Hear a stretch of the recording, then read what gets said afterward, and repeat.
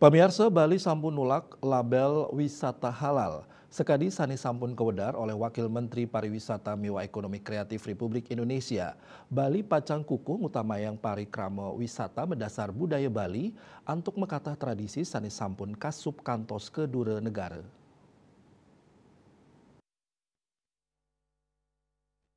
Ketua Bali Tourism Board BTB Ide Bagus Agung Parta Adnyana Ring Denpasar Nguningayang, Bali nenten pacang ngawi gunayang label wisata halal.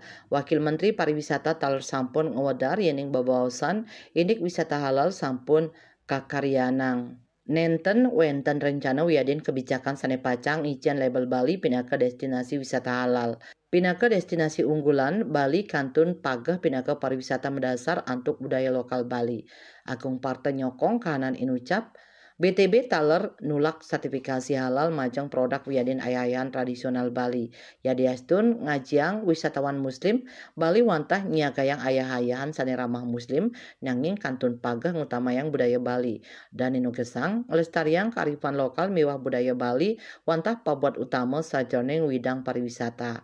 Bali pacang nerus dados destinasi inklusif sane ramah majang samian wisatawan, ten nguah kawentenan tradisi miwah budaya Bali. Bisnis Bali nguningayang.